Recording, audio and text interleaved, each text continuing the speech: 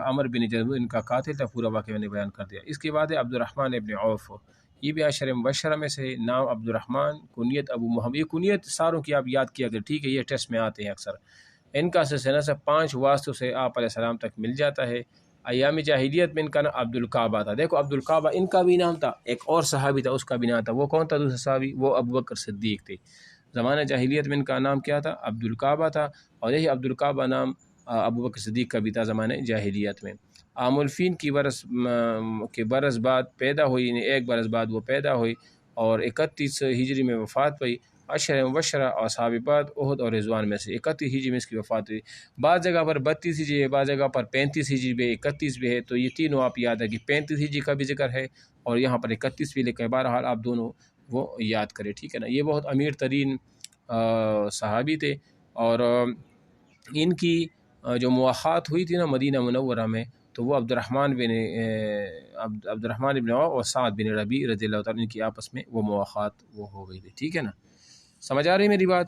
اور سعد بن ربیع جو تھے نا وہ جنگ احد میں پھر شہید ہو گئے تھے۔ اس کے بعد سعد بن ابی وقاص، اچھا سعد بن ابی وقاص ایک اور بات آپ کو بتا دوں کہ سعد بن ابی وقاص عشر مبشرہ میں سب سے آخر میں وفات پانے والے صحابی ہیں، سب سے آخر میں، اور یہ ان کی وفات جو ہے نا وہ 55 ہجری میں ہوئی تھی۔ کتنی ہجری میں؟ 55 ہجری میں ان کی وفات ہوئی تھی۔ تو سعد نام ابو اسحاق کنیت، یہ ابو اسحاق ان کی بڑی مشہور کنیت ہے نا، اس کو آپ یاد کریں۔ اور یہ سعد ابن ابی وقاص وہ ہے نا جن کا ایک بیٹا تھا عمر ابن سعد، عمر نام سنا ہے؟ عمر بن سعد، اور یہ عمر بن سعد وہ تھا جب یزید کی لشکر میں شامل تھا اور امام حسین کے خلاف لڑنے آیا تھا، یہ وہ عمر ابن سعد، یہ ان کے باپ ہیں، یہ سعد ابن ابی وقاص، اور یہ آپ علیہ الصلوۃ والسلام کے ماموں بھی لگتے ہیں، آپ علیہ السلام کے کیا ہیں؟ ماموں بھی لگتے ہیں، ٹھیک ہے نا۔ ان کا سلسلہ نسب 6 واسطوں سے رسول اللہ صلی اللہ علیہ وسلم سے مل جاتا ہے۔ 17 سال کی عمر میں مسلمان ہوئے، اچھا اس کو بھی انڈر لائن کرو، 17 سال کی عمر میں مسلمان ہوئے تھے، یہ اہم سوال ہے، 17 سال کی عمر میں یہ 7ویں مسلمان تھے، اس کو بھی انڈر لائن کرو۔ اور 55 ہجری میں 90 سال کی وفات پائی۔ عشر مبشرہ اصحاب بدر احد اور رضوان میں سے تھے، رسول اللہ صلی اللہ علیہ وسلم کے رشتے میں ماموں بھی تھے، میں نے کہا نا کیا تھے؟ ماموں بھی تھے، ایک تو یہ ہوا۔ دوسری بات یہ ہے کہ عشر مبشر میں سب سے آخر میں وفات پانے والی صحابی بھی سعد ابن ابی وقاص رضی اللہ تعالی عنہ ہے، ٹھیک ہے نا، یہ اس کو انڈر لائن کرو۔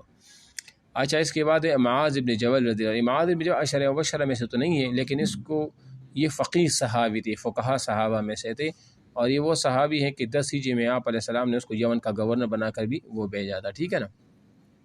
تو معاذ نام ابو عبد الرحمن کنیت، اور قبیلہ خزرج کی شاخ عودی بن سعد سے تھے، اور مسجد قبلتین کے قریب ان کا مکان تھا۔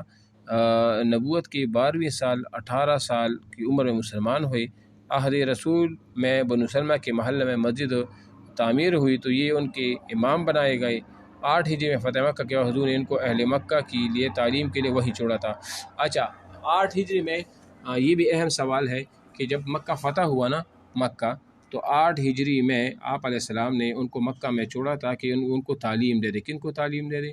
اہل مکہ والے کو، اور عتاب بن اسید رضی اللہ تعالیٰ عنہ کو ان کو مکہ چھوڑا تھا گورنر بنا کے۔ یہ دو الگ الگ باتیں ہیں، ٹھیک ہے نا۔ اس عتاب بن اسید کو بطور گورنر بنا کے چھوڑا تھا فتح مکہ کے بعد مکہ میں، اور ان کو وہاں کے تعلیم و تعلم کے لیے وہاں چھوڑ دیا گیا تھا، کس کو؟ معاذ بن جبل کو۔ اور 10 ہجری میں پھر ان کو بھیجا گیا تھا آپ علیہ السلام نے کس کی طرف؟ یمن کی طرف گورنر بنا کے وہاں پر بھیجا تھا، ٹھیک ہے نا۔ اچھا جی